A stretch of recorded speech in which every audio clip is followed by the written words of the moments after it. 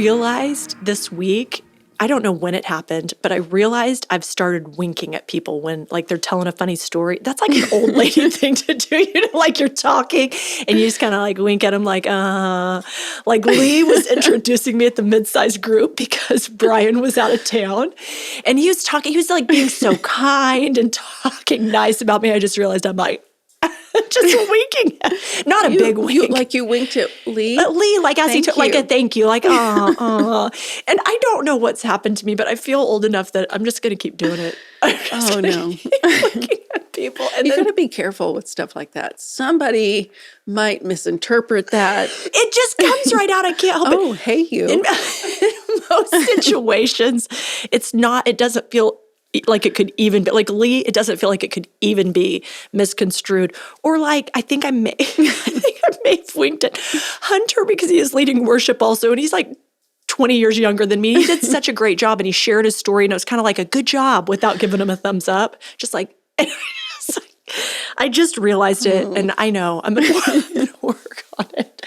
I don't know when or why it started, but I'm confessing my sins to you. My youngest daughter.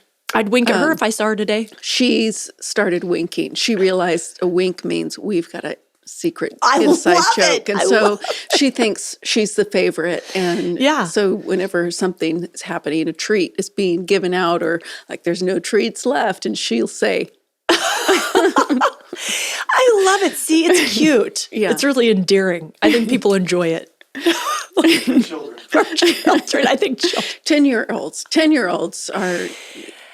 I don't know when it started, but I've noticed that I've done it 4 or 5 times in the last week or so. I'm going to try to rein it in. It's kind of fun. So anyway, let's introduce ourselves. My name is Jamie, and this is Heather, and this is our podcast, Life in Motion, where we talk about life. So let's get started. Yeah. Everything. All right, let's get started. What do you want to talk about? Let's talk about you today. Oh, man. We did talk about you last week, and I do like to be the center of attention. I don't know if I have that much other than, I already told you a little bit about this, but I'm studying for this mid-sized group Brian and I are leading on depression and anxiety, and so I'm thinking a lot about what I'm thinking about right now. And I came across this article, and it kind of stunned me because I think I have this spiritual gift, maybe even that I'm better than most people at being calm under pressure. So like I can give you an example because I've felt this way my whole life. So when I was 15 years old, I remember my next door neighbors, it was snowy. These little girls were outside like, shoveling the driveway, just for fun. Like their parents weren't home from work. They were just playing around. And it was my next door neighbors and their cousins shoveling snow, and one of the little girls puts her shovel down. Not a snow shovel, mind you, just a regular shovel, like with a point at the end. I know. So she shovels the snow, throws it back over her head, and that shovel goes right into her cousin's forehead. Oh. Yeah, you're right. You're right. So anyway, it's fine, guys. Don't worry about it. Mm-hmm. So they come over to me because I'm the responsible adult in the neighborhood. Just kidding. I was the only one home that could maybe help them. So they come over and the little girl has her little white glove on her forehead holding that spot. And they knock and they're like, JJ, Alexis and Andrea, blah, blah, blah. And I was just like, okay, let me see your forehead real quick. They remove the glove. I go, okay, put your hand right back on. Everything's fine. Everything was not fine. I mean, there's blood coming out. Everything. Put your hand back up there. Everything's fine. So I just start giving orders. You girls stay here. Wait for mom. This is no cell phones or anything. You girls stay here. Wait for your mom and dad to get home and then tell them to come to urgent care at this intersection. I'm like, little girls, jump in my car. I was not even 16. I did have a car because I was old enough to drive to and from school only with a permit. Whatever. Really? And yeah, this in must Kansas. Have been olden days. I do wink at people, Heather. I mean, I am old. Because you can, I didn't know you could, used to be able to drive to school. At 15 and a half, I could drive with a permit to and from school only. Okay. Wow. So 15-year-old gets in a car with a bleeding kid in the ice and snow. It was no big deal. But I was really calm was the point of the story. I'm just like, girls, get in the car, take them to urgent care, drive them, safely deliver them, wait for the parents. They're like, oh my goodness, thank you so much. Because I think she got like 12 stitches or something. I mean, it was gross. But I never felt uncomfortable. Mm-hmm. So I was reading this article because I'm thinking about what I'm thinking about so that I can grow and become more like Jesus in my thinking, renew my mind, take every thought captive. And I think I I think, according to this article, I might be addicted to my stress hormone cortisol that skyrockets in high stakes situations because it feels really good. And I don't know if that's good or bad, but I don't do as well when life's mundane, when it's like slow and steady, and then somebody doesn't do the dishes and I lose my mind. And so do you think that there's something wrong with me?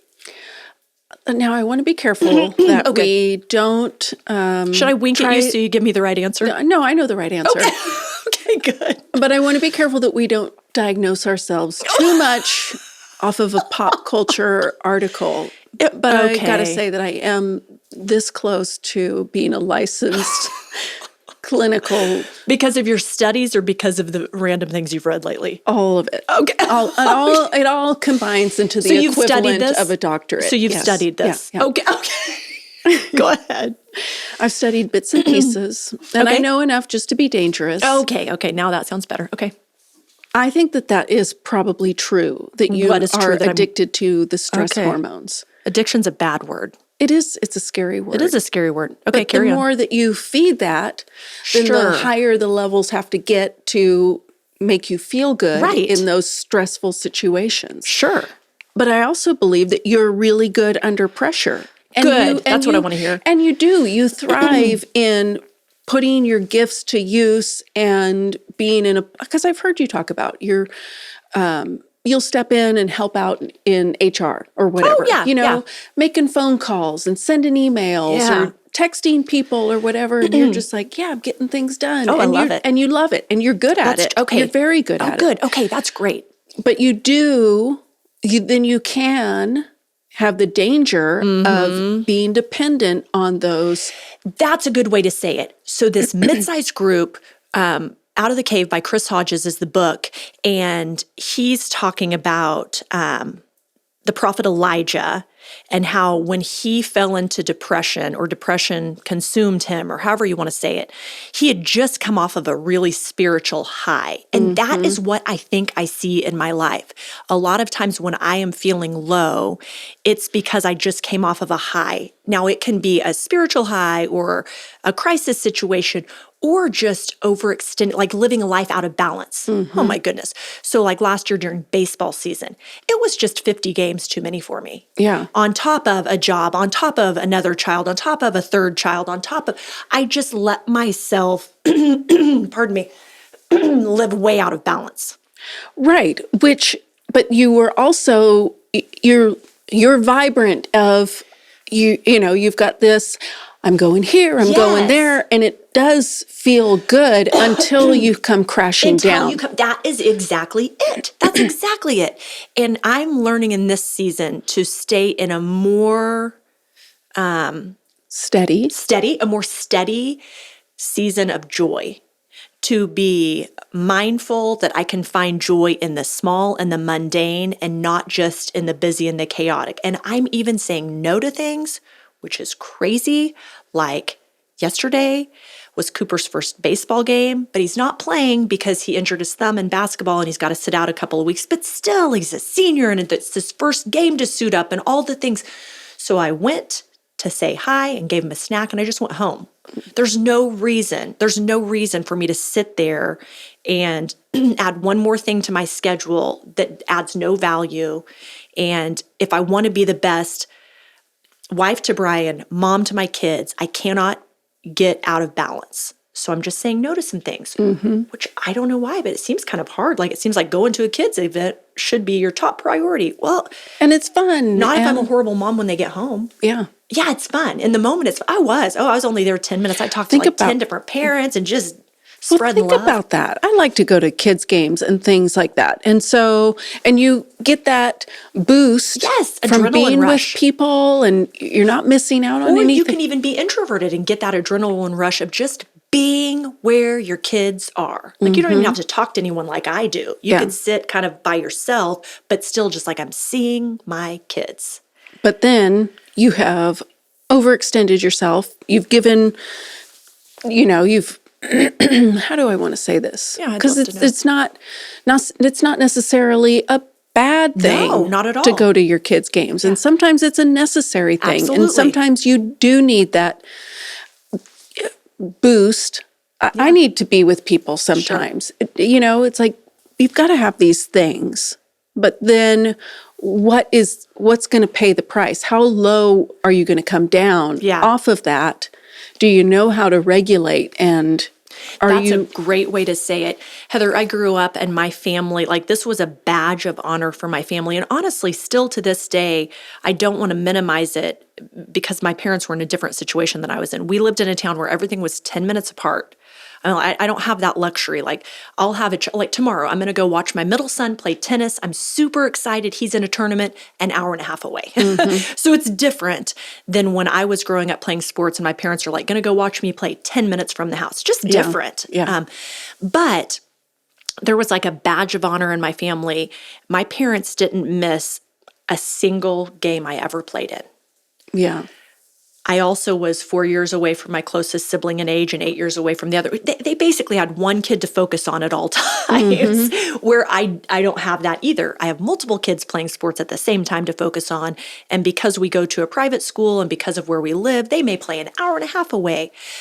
I say all that, though, to say when I was growing up, just remembering how fortunate I was that my parents never missed anything I was a part of. So I took that and put that burden on myself. Yeah. I'm never going to miss anything.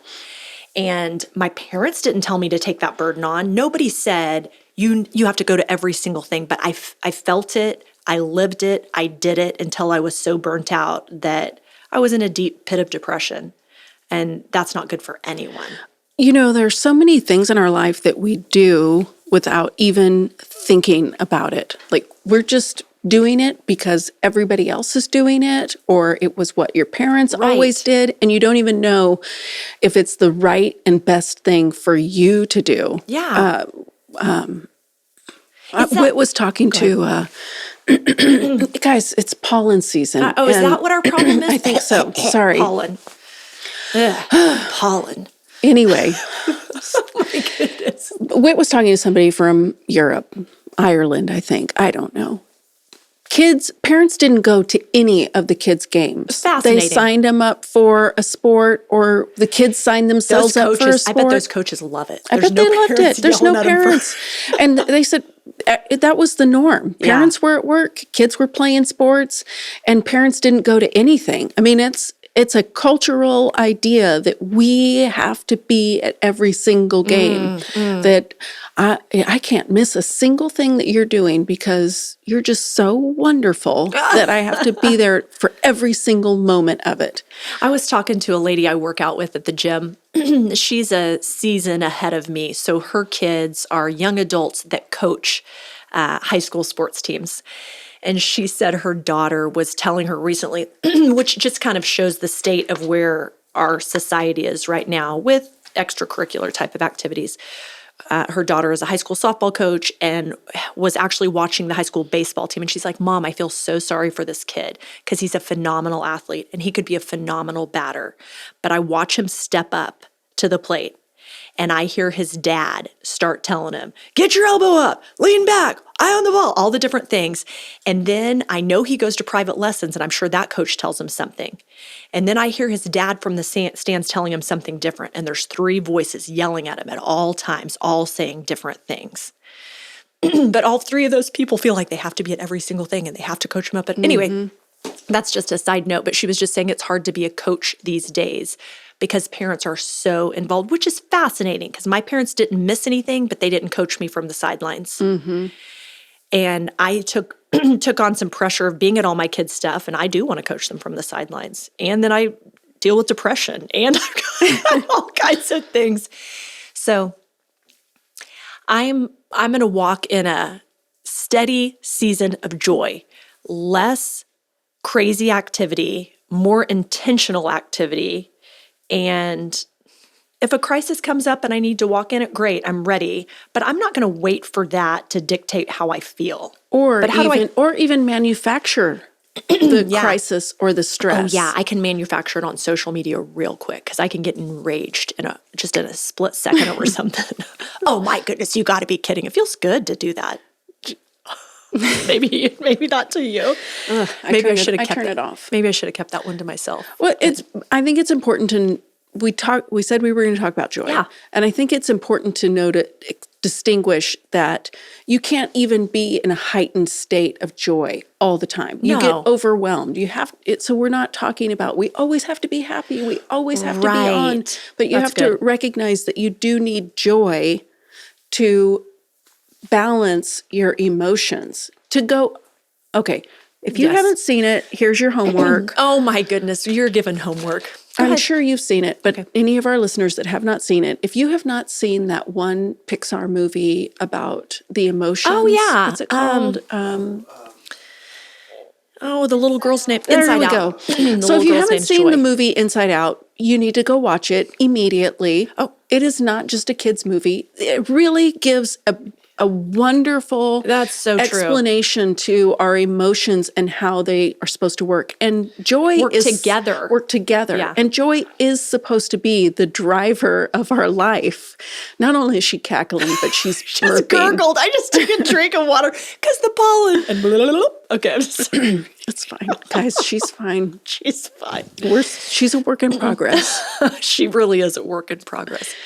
That's so good. But that movie... joy is supposed to be the driver in our life, but it isn't supposed to be all things. Right. And you can carry joy with sadness. You can carry joy with anger. Mm-hmm.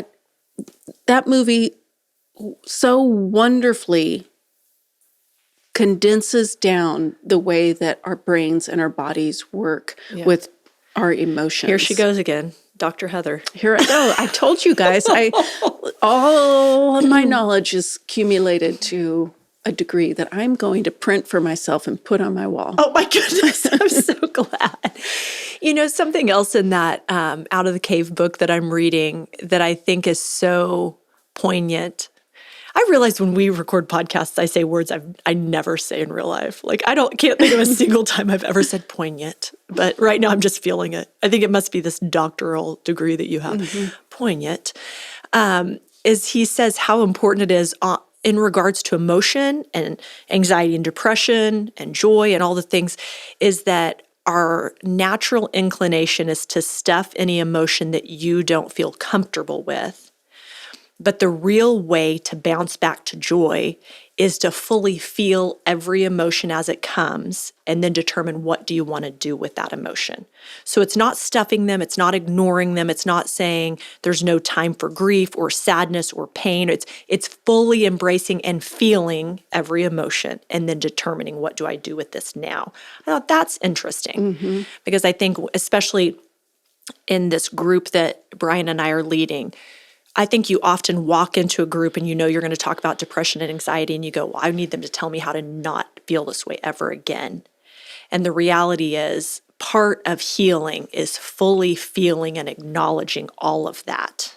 Yeah. So that you can move forward. Yeah. Yeah. Don't avoid it. Don't avoid it. Seems like there might be an avoider in here somewhere, but I'm not sure. Oh, it's me. So how are you doing? Last week you shared that you maybe had the realization that you're an enabler? Enabler, yeah. So how are you doing 1 week later? You said it was going to be about me, but I'd like to just turn the tables just for a second. How are you doing? Well, I think I'm in the awareness stage that as situations come up, I'm realizing, okay, my go-to would be, oh, you guys didn't do your laundry again. Now I'm going to have to do it. Oh, right. Instead of paying the price, I got to pay a price. Hold on a second. Did I just hear, okay, was that just a silly example or a real example? Because I think a few episodes ago you said you do everybody's laundry for them. I do, but I'm enabling you. So now are you training them to do the laundry? Yes. You said that offended. You said that like totally offended. Like, of course I'm teaching them to do the laundry. Okay, sorry. Just didn't know. But I am teaching them. I am relinquishing control of the laundry room. There's a price to pay for it because now there's mountains of dirty laundry in people's bedrooms that I'm like, you got to do something about this. Yeah. So I'm in an awareness stage of this would have been something that I would have picked up and taken care of for you because it's bothering me. Sure. Or I realize you're not going to have the clothes you need for work or track practice. So I better do this. So I have a little tip for you. Tell me. You do with it what you want, but don't buy them any new underwear or socks until they start keeping up with their laundry. Oh, I don't buy them too many. They don't tend after a certain age, at least, they don't tend to want to wear dirty underwear. So I realized Cooper beg to differ. Okay, well, Cooper doesn't want to. I realized Cooper does a lot of laundry lately, and he was just like, well, I don't know what happened, but I barely have any underwear, so I got to just keep doing my laundry. I was like, I like that. I like how this is working out. So I haven't bought him any new because I'm just like, he's always up to date on laundry. So far, the majority of the people don't care if they wear dirty underwear. Wow. Okay. Well, that tip's not going to help you then. Seems to be. That tip's not going to help you. Then there's got to be a certain dirtiness level that they're going to wash their laundry. Surely. Don't give in. Don't give in. You can do this. So I'm in an awareness stage, just realizing when things come up, like, okay, this is my go-to. Yeah. Oh, let me take care of that for you. Let me do that for you. Yeah. And then stopping myself and saying, no, okay, there's got to be some different solutions. Something needs to happen differently here. So you're still for the joy that was set before you, you're going to endure the cross. I am enduring. Okay, yeah, and that's fine. Yeah. That's part of it. And even having conversations with my kids. Sure. Depending on their maturity level of, I apologize. I have been doing way too much for you and it has been hurting you. And they're like, don't stop. Right. And they're like, oh, yeah, I forgive you. Right. Yeah, right. How are those conversations going for real? Kind of like that. I forgive you. Yeah, no, could you please do my laundry? Don't worry about it, Mom. It's not bothering me at all. Okay, I'll take care of it. That's so good. Oh man, raising up these kids and helping them launch and raising ourselves while we do it. Yeah, it's great, isn't it? Just great. Chase went on a ski trip last week and there's a couple funny things about this. Chase and Brian went, Whit and your 3 oldest went. Mm-hmm. And it's funny how people think based on how old you are, because people think things differently. So Chase told me at one point they were on a ski lift, and he's just like, oh my gosh, Mom, Dad told the same story on every ski lift over and over the whole time we were skiing. And I was like, did he start the conversation with every new person? Chase is like, no, he must just look nice because everybody sits down. It's like, so where are you from? We're from Tulsa. We're here taking our kids skiing. We go skiing about once a year, maybe once every year. Chase is just like, same story over and over. But he said one time it was different because we rode the lift at the same time as Whit and Elliot. And so there's a lady on the lift and she says to Brian, so, where are you guys from? Brian says, we're just here with our sons on a ski trip. And Chase said, Mom, that lady thinks Dad and Whit are married. No, she doesn't. No, she doesn't. He's like, yeah, she does. He said, we are here with our sons skiing. Oh my gosh. And then I thought, well, maybe she does think that, and we don't know her, and who really cares? But isn't that so funny? Like, based on your age and your season of life, and he's positive that this lady in Colorado thinks that they're married. So, oh my gosh, I love it. He came back with so many stories. He just had so much fun with Brian. Brian told him on the trip, Chase, contrary to popular belief, you're really fun. And so Chase is a thinker, so he came home and said, Mom, Dad said, contrary to popular belief, I'm a lot of fun. So who doesn't think I'm fun? I'm like, who started the rumor that I... Slowly raising my hand. But I said, I think you're fun too when you actually want to be with us. And so I said, I hope you're coming back from this trip wanting to be with us because we want to be with you. Mm-hmm. So anyway, what a fun season. Yeah. Heather, I think in all that we've talked about, maybe the most important takeaway today is a word of encouragement to think about what you're thinking about. Like, I think both of us are walking in seasons of learning to live more joy-filled lives, but it's requiring us to think about what we're thinking about. Like you thinking, if I do this for my kids, then they don't learn how to do this. And you're just in a season, you said maybe of awareness. And what did you say you were in the season of? Awareness wasn't the word. No, it is awareness. Okay, I'm in awareness. a season of awareness of how my choices, decisions, habits, behaviors are affecting. It's causing you to really think about this. Yeah. I'm realizing in my season, I'm really thinking about what I'm thinking about so that I don't have to live a life of super highs that are followed by unhealthy lows. Mm-hmm. It's fine to have a super high as long as when I come back down, because everything that goes up is going to come down. Mm-hmm. But if I come back down to a normal level instead of a low level, and I think when scripture talks about renewing our minds and taking every thought captive, we don't often take the time to really think about what we're thinking about so we can do that. Well, I think a lot of times we're, you hear that scripture. If you have spent any time in church or Sunday school, you've probably heard that scripture. And I think of it, my go-to to think of it is, am I thinking about lustful things, jealous things? Sure. Am I, bad? Am I thinking about bad things? Right. But am I really thinking about the way that I am living my life? So good. And what is directing my thoughts? Because what's directing my thoughts what's best for me and my family, or what's directing my thoughts, what culture says I should do for me and my family? So many people, they're the first thing out of their mouth, and they mean it. When you say, hey, how are you? And they say busy. Is busy best for your family? Maybe not. Well, and is that the life you want to live? Right. And is that the example you want to set? And that's what's interesting is when I'm starting to feel overwhelmed, if I can learn to pause and think about what I'm thinking about, like I remember last year's baseball season when I got just so low, I remember on the way to games just thinking, I am so tired. Like, I hope this game doesn't go into extra innings. I hope, this or that, but I'm thinking if I would have paid more attention to what I was thinking, maybe that was the night I needed to take off. Right. And well, even think about this, that we place so much importance on being there for our kids. Like, tell them, I'm here, I'm going to watch your whole game, I'm cheering for you, blah, blah, blah. Can you not be there for your kid when they get home from the game and say, tell me all about it? Sure. That you're rested, you're ready to receive them, you're ready to hear what's going on in their life. I can promise you this is ruffling somebody's feathers or making them really nervous right now. Probably. I mean, it's making me uncomfortable. I would just say, would you think about what you're thinking about and be willing to submit it to the Lord? Like we're not the boss of anybody. You may end up going to every single kid's game. You may, do whatever you do.